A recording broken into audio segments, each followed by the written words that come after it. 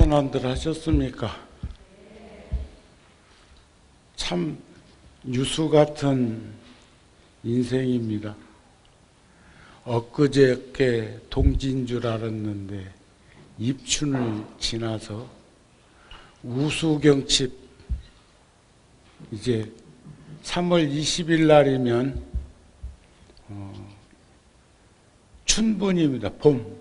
추나 추동 사시 절석 가운데 동지는 밤이 가장 길 때고 하지는 낮이 가장 긴데 춘분과 추분은 낮과 밤의 길이가 같은 시기니까 아침에도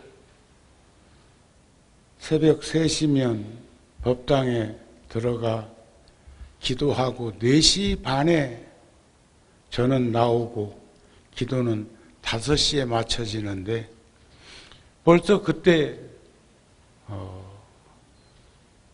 날이 많이 밝아지는 걸 보고 또 저녁 공양을 춘분 때까지는 5시에 우린 공양을 합니다. 저녁 5시에. 그리고 나서 저녁에 포행을 하려고 나와보면 한참 더 밝음이 지속되는 걸 보면 해가 많이 길어졌구나 하는 생각을 가지게 됩니다. 오늘은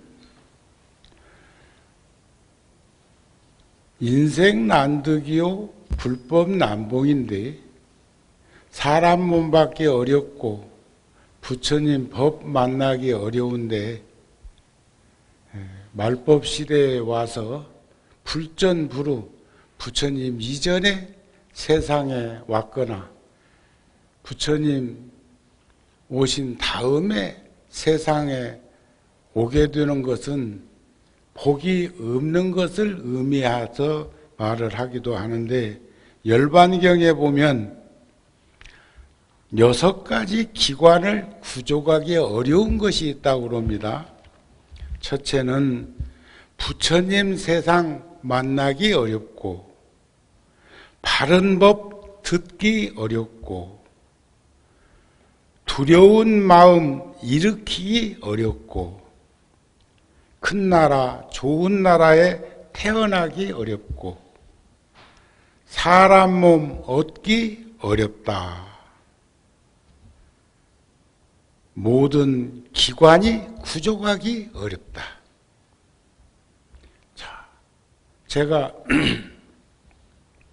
열애사와 인연을 맺게 되는 것은 일산에 도시개발이 될 91년도에 토지개발공사로부터 이 땅을 종단해서 매입을 하고 저에게 이 불사를 권해서 제가 인연을 맺었고 97년도에 토목공사를 시작해서 2000년에 마쳤으니까 벌써 이 법당에 들어와서 법회한 지가 21년째 참 유수 같은 인생이 그냥 유수 같은 인생이 아니구나 하는 생각을 또 실감하게 됩니다. 이제 남은 시간이 얼마 남았을까? 엊그저께 10대 소년이 70 초로 인생에 접해가지고 늘 다시 한번 나를 되돌아보는 그런 시간을 가져보는 것이 나만의 생각일까 싶은 생각이 듭니다. 여러분들도 그런 생각 하시죠? 저에게는 근간에 제주도에 살고 있는 10대 때 통도사에서 같이 생활을 했던 스님 한 분이 그때 같은 반 스님이었는데 저는 까마득히 잃어버리고 있던 그런 그 순간들의 추억을 사진에 담아 놓은 것을 앨범을 뒤적여 가지고 한 컷 한 컷을 나한테 심심할 만하면 하나씩 보내주는 걸 보면 내가 그렇게 썼어. 엊그저께 10대 소년들이 벌써 70의 초로 노인이 되어서 지나온 시간 되돌아보는 걸 보니까 스님도 세월을 많이 걷어먹은 것 같다. 이런 글을 내가 보내기도 했어. 생의 어느 시점에서 우리들은 누구나 스스로에게 물음을 던지는 게 있습니다. 이것이 진정으로 내가 원했던 삶일까, 인생일까, 생활이었을까? 만족하는 것보다는 자족이라도 스스로 자족하면서 살 수 있으면 좋을 건데 그러지를 못하고 번뇌망상에 찌들어서 고통과 괴로움을 벗삼아서 살고 있는 그런 이들이 우리들 주변에 많이 있는 것 아닐까? 있으면 있는 대로, 지위가 높으면 높은 대로 참 상상할 수 없을 만한 고통과 괴로움을 수발하는 것이 아닐까 싶은데, 인생이 짧다는 것이 비극이 아니라 중요한 것이 무엇인가를 너무 늦게 깨달았다는 것이요. 철이 좀 일찍 들었으면 얼마나 좋았을까. 너무 멀리 와 있어. 너무 멀리 와 있고 되돌아가기에는 너무 먼 곳에 내둥글리고 있는 것이 아닐까 싶은 생각이 듭니다. 그런 의미에서 죽음에 직면한 이들의 가르침은 어떤 종교적 설교보다도 더 진솔하게 다가오기도 한다. 맥기의 그 암 발생이 스스로에게 다가와 가지고 시간이 불안전한 상태에서 한마디씩 하는 것까지도 속이는 그런 말들은 아닌 것이 아닌가. 그들은 어느 경전에서 얻는 경구보다 자신들의 육성으로 나의 삶에서 무엇이 가장 중요한 것인가를 일깨워주는 그런 가르침들이 우리들 주변에서 일어나고 있습니다. 죽음이 무서워지면, 정말로 무서워지면, 저는 정말이라는 말을 병적으로 사용하기를 거부하는 사람인데 여기는 한마디 넣어야겠네. 죽음이 정말로 무서워지거든 삶의 진정한 의미를 알게 된다고 하지요. 내 짧은 삶을 볼 수 있으면 어찌 세상을 내가 함부로 살 수 있겠는가? 함부로 살지 않을 거라는 거예요. 그런데 제가 작년에 9수였는데 참 오비락격으로 은사스님도 49에 세상 인연을 마감하고 가셨는데, 제가 40년을 함께 살았던 구룡사 주지도 49에 작년에 가버렸어. 그날 새벽에 일어나서 스님들이랑 같이 동행해서 한강변을 한 18,000보 걷고 왔다고 자랑을 해. 나는 그날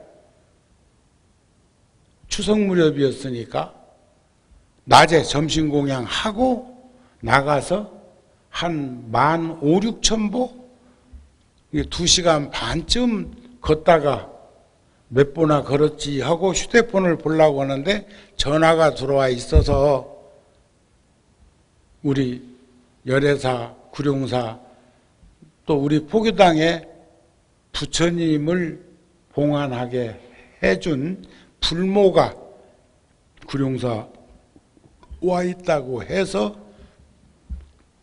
급히 절에 들어와서 차 한 잔을 마실 때 아침에 3시에 나가서 한강변 걸었던 얘기와 벌써 추석 무렵인데 모자를 꼭 써야 되겠습니다. 머리가 시립디다 하는 말을 들었단 말이지.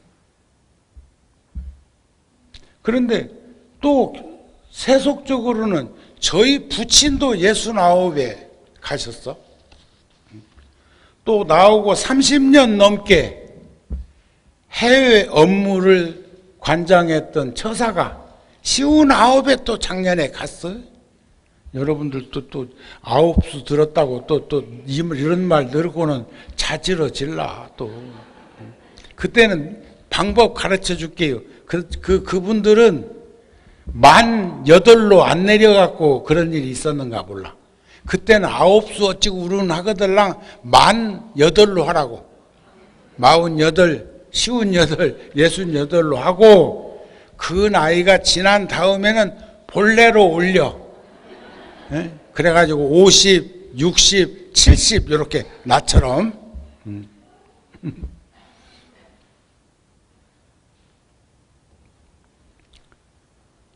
그런데 제가 오늘 저 진즉에 왔었어요.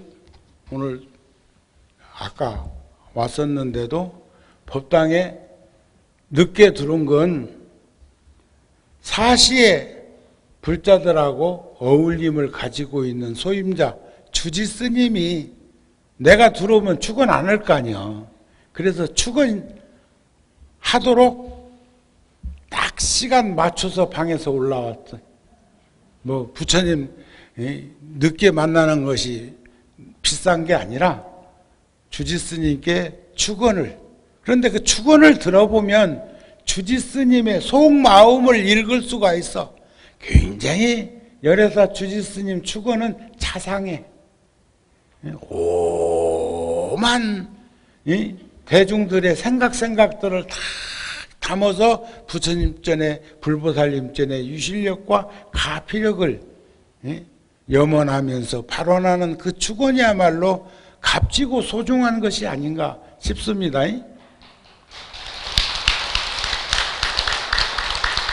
제가 구룡사 주지소임을요 33살에 왔다. 그래갖고 지금 70이요. 이 보통이라니요.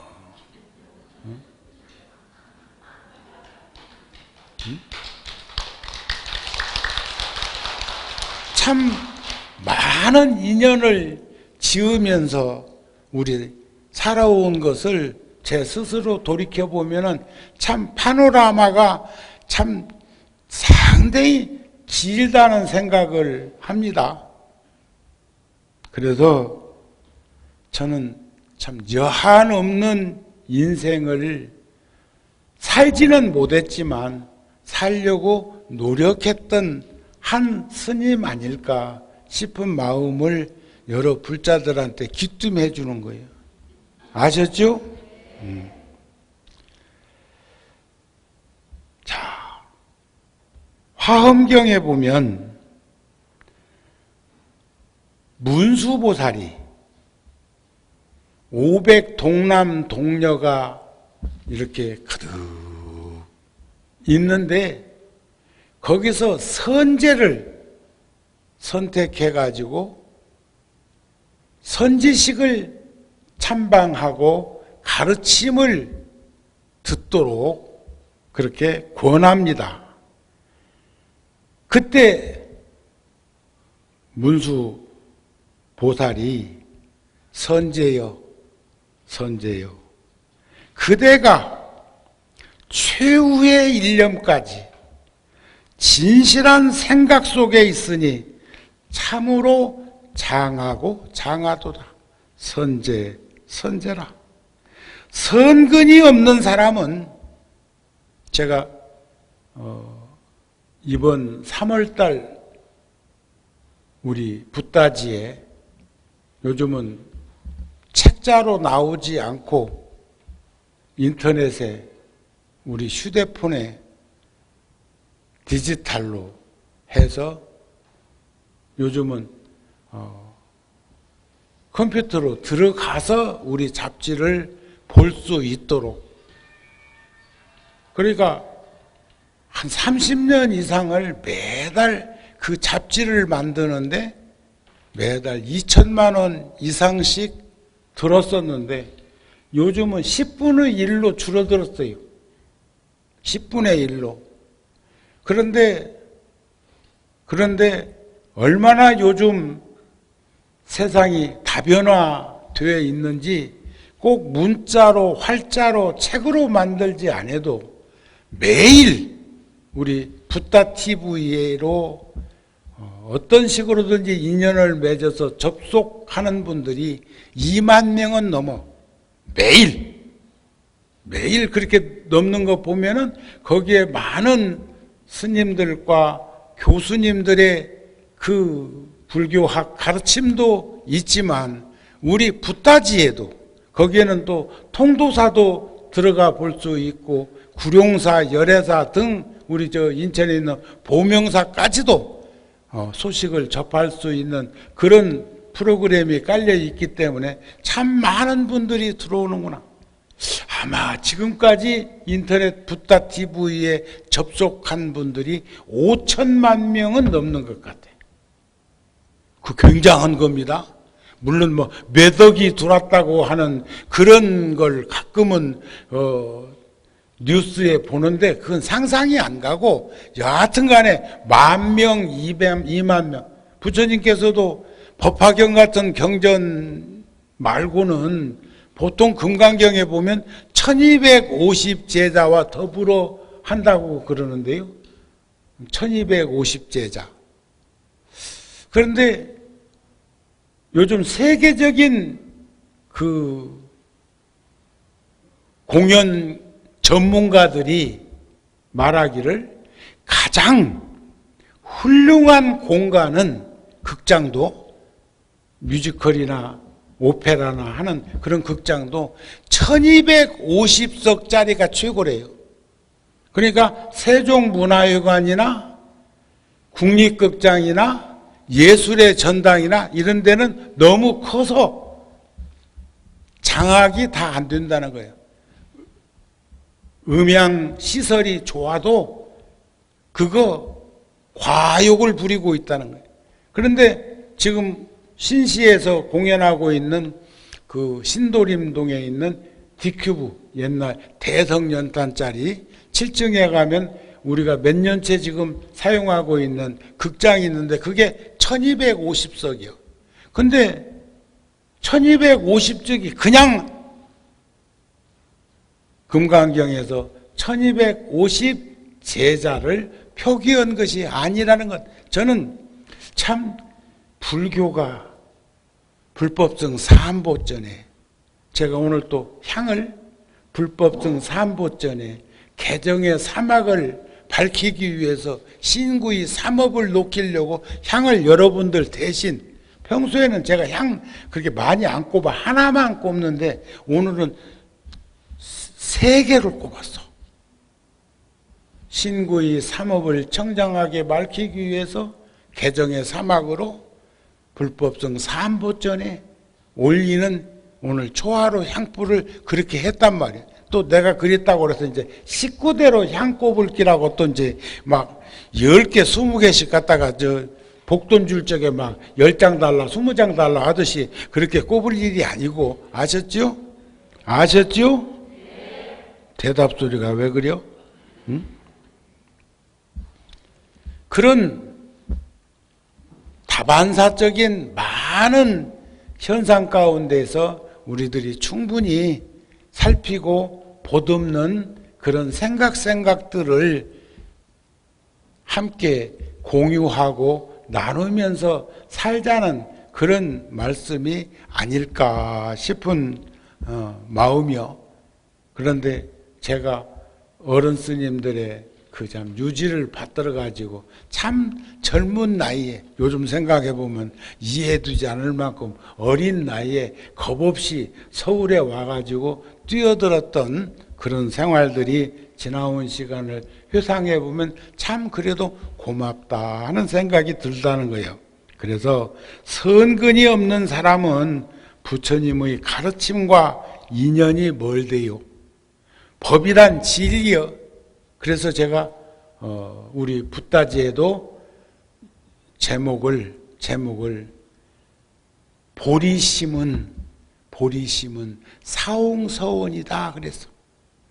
근데 거기서 조금 더 넓혀 잡았어야 되는데 막 그냥 그렇게 했어. 다음에 한 번 더 가름해 주지 싶어서 사홍서원을 세우고 그것을 실천하기 위해서 노력하고 보살도 실천은 육바람일이니까 바람일다를 통해서 우리가 깨달음을 이루고자 하는 게 근본이 보리심이다 그런 말이죠. 그러니까 선근이 없는 사람은 보리심이 있을 수가 없고 보리심이 없는 사람은 인연이 멀다. 진리를 듣는 일은 쉬운 일이 아니야. 진리를 참 안목 있는 삶을 살면 가르침 아닌 게 없어요. 저는요 어저께 유튜브에 김태연인가? 9살짜리?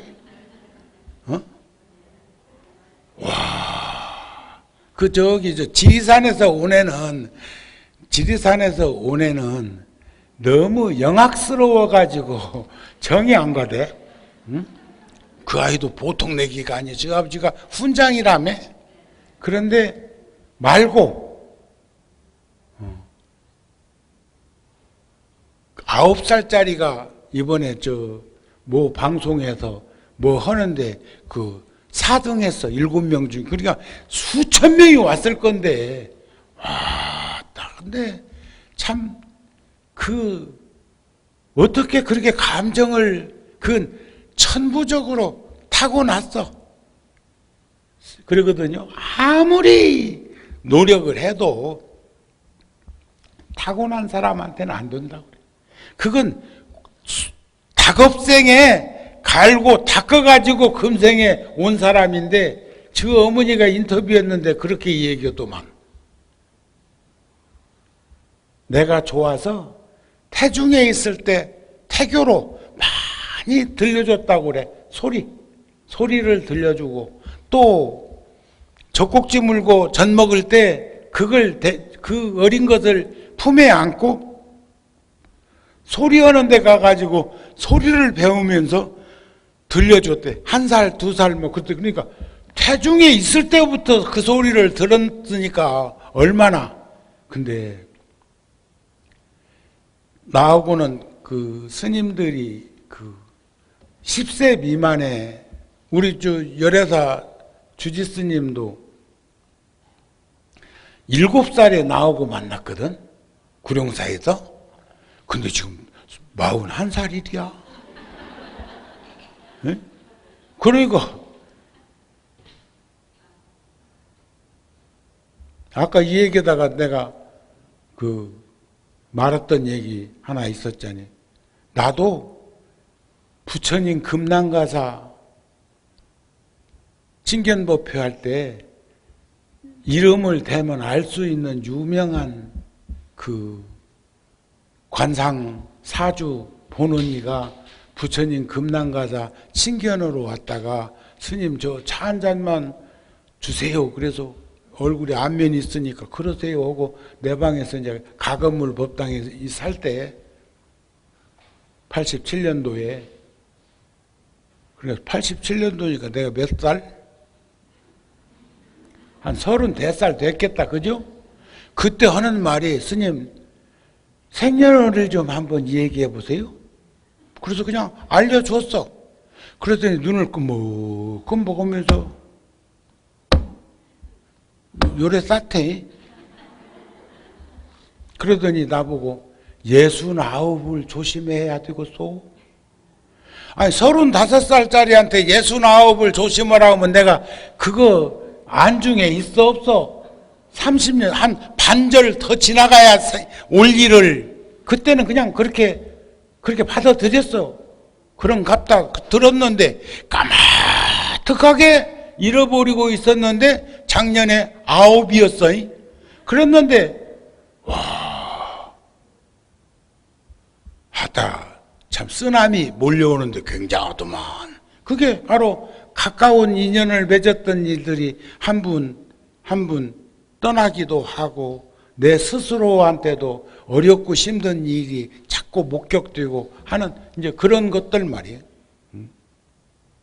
그 사람들도 공밥 먹고 사는 건 아니구나 하는 생각이 들었어.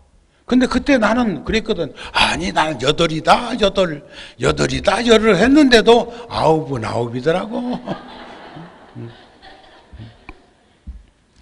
자, 그런 일도 지나고 보니까 있었어.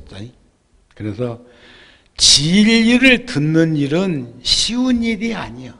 진리는 법이니까, 법, 생명이니까, 실상이니까. 그런데 선제동자는 문수보살에게 말하기를 덕생동자 유덕녀가 미륵보살을 권하고 미륵보살을 만났더니 한 가르침 주고 나서는 문수보살을 또 권해. 그래서 문수보살이 또 있는갑다 싶어서 만나고 보니까 처음에 500 동남 동녀가 있는 곳에서 문수가 길을 떠나라, 선지식을 찾아라 해가지고 그렇게 53명이나 찾아다니는 중에 마지막 단계에 와가지고 만났을 적에 억장이 안 무너졌겠소. 그렇지 않아요? 그런데 시계와 같아. 인생이라는 게 초침이 한 바퀴 돌면 1분, 분침이 한 바퀴 돌면 60분, 시침이 한 바퀴 돌면 편의상 12시간이지만 24시간으로 표기되어 있는 시계도 있어. 아세요? 봤어? 알아? 생각도 못 해봤지. 요즘은 시계가 거꾸로 가는 시계도 있던데. 그렇게 만들어 놓은 시계도 있어. 반대적 극부적으로 보면 되겠지. 그런데 선제는 억장이 무너진 캄캄한 칠흑야밤의 경계에서 다시 시작하겠습니다 하는 발심의 장으로 마음을 가다듬었을 때 고무풍선에 담겨져 있는 그 바람이 고무풍선이라고 하는 장막에 가리워져 갖고 바깥 경계와 안 경계가 따로 있는 줄 알았는데 하고 그 풍선이 터지고 보니까 안에 바람이나 바깥 바람이나 하나네. 그 경계가 어찌면 깨달음이 아니겠느냐 하는 말씀입니다. 아셨죠? 그래서 잡아암경에서도 진실로 자기 자신을 생각하는 사람이라면 진실로 나쁜 업을 멀리하라. 재앙막작하고 충선봉행하라. 모든 악은 짓지 말고 묻선은 받들어 실천하라. 행하라. 그러니까 헤이 그건 3살 먹은 애도 알겠다. 그러니까 자정기하면 시제불견이라 그것을 스스로 헤아려 살펴서 요달해서 사무쳐서 알게 되면 모든 부처님의 가르침이 거기서 출발한다. 거기가 종착역이다. 이런 말씀이 아닐까. 선행을 쌓으면 그 마음은 항상 편안할 것이다. 제가 저번 법회 때도 그런 말씀을 드렸습니다만 사찰에서 아직까지 1년 동안 1년 넘게 한 번도 코로나 바이러스에 감염돼서 확진자들이 나오지 않았다는 거 알고 계세요? 절에서 그런 일 없었네? 그 시원해. 사람은 모이고 있는데, 그런데 코로나 바이러스라는 것이 감기의 변종의 변이 현상이래요. 그래서 지금도 백신이 나와서 주사 맞고 있는데 자꾸 그럼도 생명체니까 살라고 몸부림치는 게 자꾸 변이 현상을 일으키는 것 아니요? 불과 100년 전에 스페인 독감으로 공식적인 집계가 5천만 명 정도가 죽었다고 그래. 우리나라도 무호정변이라는 역병으로, 그때가 같은 시기입니다, 14만 명 내지 15만 명이 죽었다는 기록이 있어. 근데 지금 뭐 우리나라는 아직 한 2천 명 아직 안 되죠, 돌아가신 분이? 그걸로 돌아가신 분은 그 정도 되지만 명이 다해서 세상 떠나신 분들은 작년에 26만인가 그래. 거기에 포함 안 시켰으니까 그렇지, 그분들까지 코로나로 돌아가셨다고 하면 그 엄청난 거죠. 그런데 다른 나라는, 저기 인도는 61세 이상 노인들을, 그 61세 넘으면 노인으로 치대 이상 그 백신을 맞는데, 구룡사에 한 8년 살다가 고향으로 돌아가서 설산사라고 하는 절을 내가 지원해서 세우고, 거기서 지금도 스님들이 겨울이면 한 40도, 영하 40도 나가는 곳에 있는 스님들이 겨울에는 춥고 살 수가 없으니까, 살기가 힘드니까 설산사에 와서 한 40명이 겨울 안거를 나. 그런데 그 설산사 절은 여름에는 대한민국보다 시원하고 겨울에는 대한민국보다 따뜻한, 그러면서도 눈이 얼마나 많이 오는 지역인지 헬리콥터 타고 가서 만년설에서 스키를 즐기는 서양 사람들이 거기 와서 있는 것도 내가 목격한 적이 있어. 근데 그 스님은 한국 나이로, 티벳 나이로는 61살인데 서양 나이로 아직 60이라네. 아직 60이 또 만 60은 안 됐다네 아직. 그래서 자기는 해당 사항이 없어가지고 아직 주사를 못 맞고 있다고 그러면서, 스님은 맞으셨어요 하길래 내가 카톡에다 뭐라 했냐면, 나는 나이가 만에서 안 된단다 그랬어. 응? 우리나라는 또 65세 이상은 또 주사 아직 해당 사항 없다고 그러더니 뭐 줄 거라고도 허대. 그리고 그 백신이, 여러 가지 백신이 있는 중에서 그래도 제일 믿음이 가는 게 화이자인 모양이지.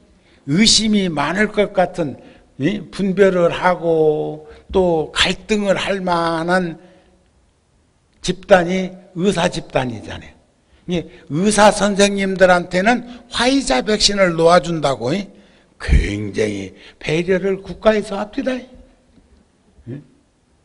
그 달라이 라마 스님은 팔 턱 걷어 제끼고 며칠 전에 백신 맞은 영상을, 사진을 찍어가지고 나한테 보내셨더라고.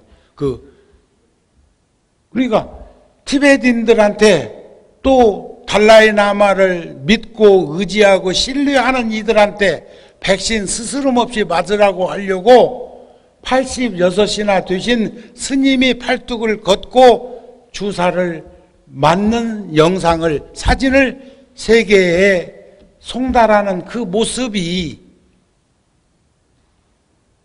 우리가 세상을 어떻게 살아가야 할 것인가를 단편적으로 보여주신 모범 사례라고 생각이 되어집니다. 그런 것도 선행이라고 생각해요.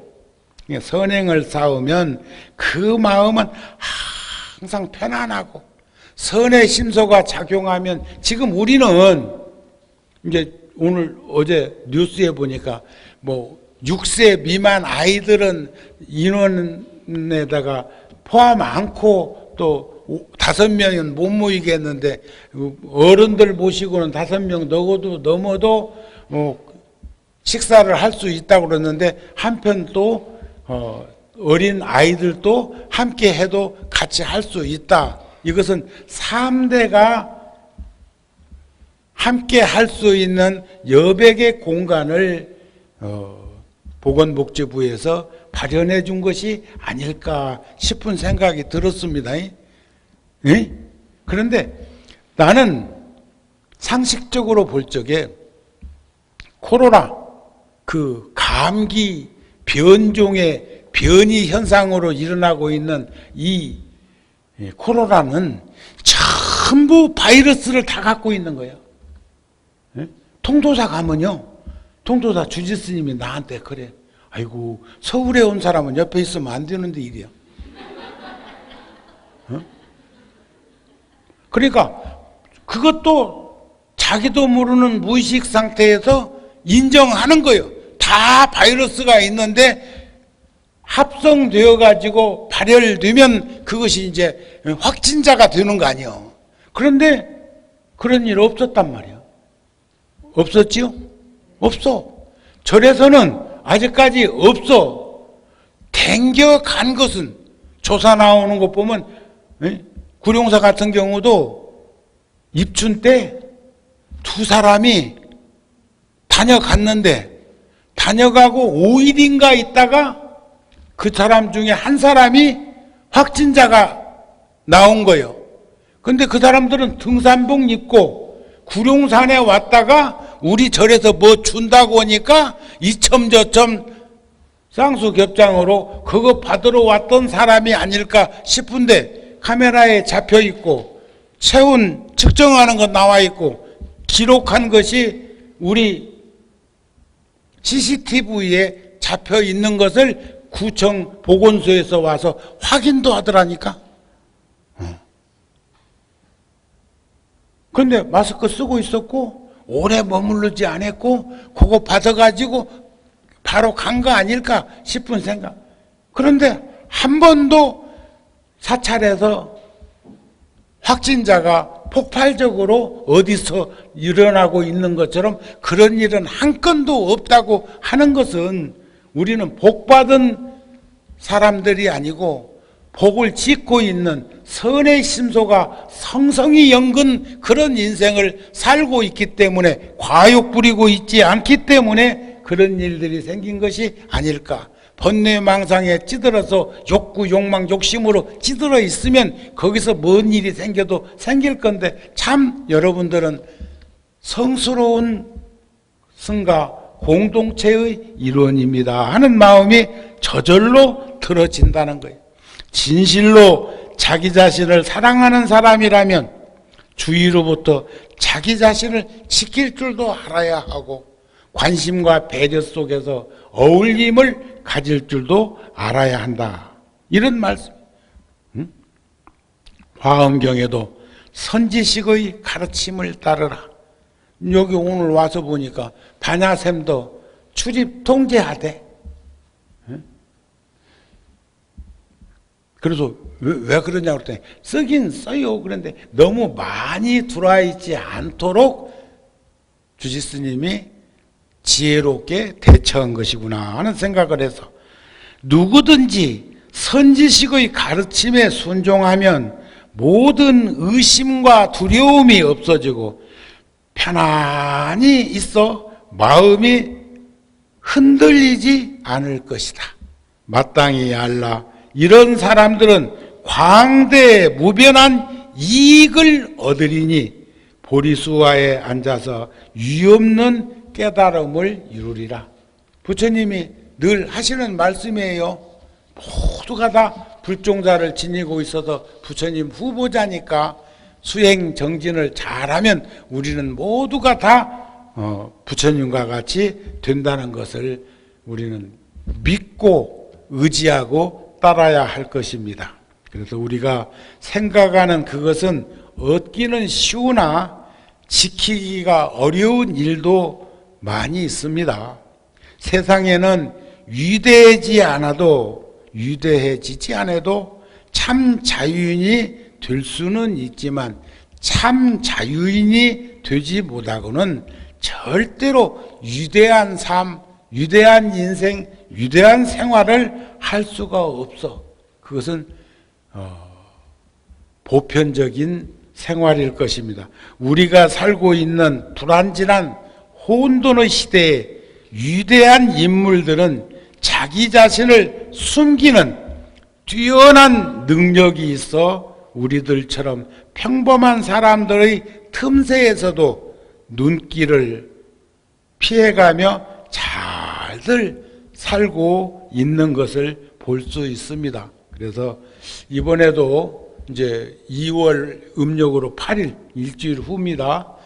부처님의 출가 제일로부터 6년 동안 고행자의 길을 걸으시다가 35세에 깨달음을 이루시고 45년 동안 전법 활동을 하시다가 열반에 구시나가라에서 드신 게 날짜 시간적으로는 50년이 넘는 여백이 있지만 또 그것을 돌이켜 가까이 공간적으로 들여다보면 2월 8일에서 2월 15일 일주일 간격으로 들어있는 것처럼 있어서 경건주간으로 우리는 모든 사찰에서 정진을 하고 있으니까 아마 열애사에서도 불자들이 함께 시간을 가질 수 있었으면 좋겠다는 마음이고, 그래서 열반제일에 정월 보름날 2월 보름날 제가 다시 여러분들하고 시간을 갖도록 하겠습니다. 그래서 나는 늘 나의 자화상에게 물어봅니다. 그대는 지난날의 그림자말을 쫓는 것을 쫓아서 추억하며 그리워하는 인생, 그 제주도에 살고 있는 그 스님이 10대 때 사진 자꾸 나한테 보내는 것은 돌아가고 싶은 것 모양이요. 그냥 몸 바꾸면 또 태어날 건데 거기에 연연하고 그럴까 몰라. 자극해. 엊그저께야. 그게 엊그저께. 그런데 그게 50년이 지나버린 시간이더라. 그래서 수행 정진 없는 기도나 정진은 그냥 신앙일 뿐이야. 여러분들, 우리는 신앙인이 아니고 신행인이 되도록 신의 행증의 그런 지름길을 갈 수 있는 우리가 될 수 있도록 우리 모두 가족들이나 이웃들이나 도반들이 함께 탁마할 수 있도록 했으면 합니다. 요즘 굉장히 어렵다고들 그러는데 지나온 시간 되돌아보면 우리 어렸을 때의 그 물질의 빈곤을 들여다보면 지금 다 거부장자인데, 내가 1년 넘게 하루도 거르지 않고 양재천을 걷다 보면 80%는 손에 휴대폰 들고, 그 중에 또 한 5, 6%는 5, 60%는 말이야 걸으면서 문자하고 있다. 한번 알아보고 싶어. 우리나라 지금 국민들이 1년에 전화비로, 휴대폰비로 나가는 돈이 얼마나 될까? 한 5천만 대 전화가 있다고 생각하면 10,000원씩만 나온다고 해도 5천억이요. 20,000원씩 전화비가 나온다고 하면 1조요. 1조. 저번에 나는 정부에서 20,000원씩인가 휴대폰비로 전 국민한테 전화 여러분들한테 들어왔습니까? 들어왔어? 또 보살님은 참 근검 전략하고 자상하고 가계부를 철저히 들여다보면서 사는 분이 한 분뿐이구만. 나머지는 들어왔는지 말았는지 모르는데 그 돈이 1조 나갔대야. 말도 안 되는 짓거리. 응? 그렇게 돈 쓰면 안 됩니다. 에? 어렵고 힘든 이들한테 지원해야죠. 있는 자들은 좀 더 내놓고. 에? 그때 처음에 국민들한테 뭐 가정에 4인 가족으로 100만 원인가 200만 원 할 적에 98%가 돈 다 받아갔대요. 우리 조계종 스님들은 한 명도 안 받았어요. 유일할 걸 아마 받아가지고 기부하신 분들도 많이 계시겠지. 그런데 대다수가 그 돈 다 받아갔다는 거예요. 내가 물어봤어. 지도자급인 분들한테도 물어봤어. 그랬더니 받아가지고요 좋은 곳에 썼습니다 이러더라고. 그거 다 세금이요. 국가 재정이요. 나라가 부자여야지. 개인이 부자여갖고 되겠어. 개인 부자가 잘 섭수하면 나라가 부자인 것은 맞지만은 그런 것 저런 것 생각해보면요. 우리는 다 거부장자예요. 없다고 아둥바둥 하지 말고 지나온 시간 50년 60년 전 돌이켜보면은 보릿고개가 있었고 이 겨울이면 고구마밥, 시래기밥, 무밥 그런 시절이 있었어. 아침 저녁만 먹고 점심은 건너뛴 가정도 참 많고 죽으로 연명한 가정들도 있고 나 아는 스님 한 분은요 동진 출가 일찍 출가했는데 죽을 안 먹어. 누룽지는 잡수더만. 누룽지 끓여준 것은 내가 아침 먹을 때 보면 근데 잡곡밥을 안 자셔. 그 나이면 70 그 정도 되면은 당도 좀 있을 건데 그러면 잡곡밥도 해놓거든. 잡곡밥도 해놓고 쌀밥도 해놓는데 그 스님은 쌀밥을 80% 푸고 잡곡밥은 내 밥통에서 스님 먹는 밥통에서 한두 스푼 위에다가 발라. 밥그릇 위에다 발라놓고 자셔. 내가 한마디 할까 봐서 그 갖고 오기는 갖고 오는데 내가 물었어. 왜 스님은 잡곡밥을 그리 마다하십니까? 그거 몸에 좋다는데 지나온 시간 떠올려 보면 지긋지긋하지. 몸서리 쳐진대. 전두환 전 대통령께서도 백담사 계실 때 내가 몇 번 갔었는데 그 주지스님이 도반이어가지고 내가 좀 다녀갔으면 좋겠다고 그래서 반찬도 좀 해가지고 가고 어느 때는 담요도 갖고 가고 이것저것 그러면 그분이 그러셔. 정우 스님은 꼭 친정어머니 딸네 집에 왔다 가는 그런 느낌이 든다고. 그런데 그분이 그러시더라고. 당신도 천하 없는 죽은 안 먹는데.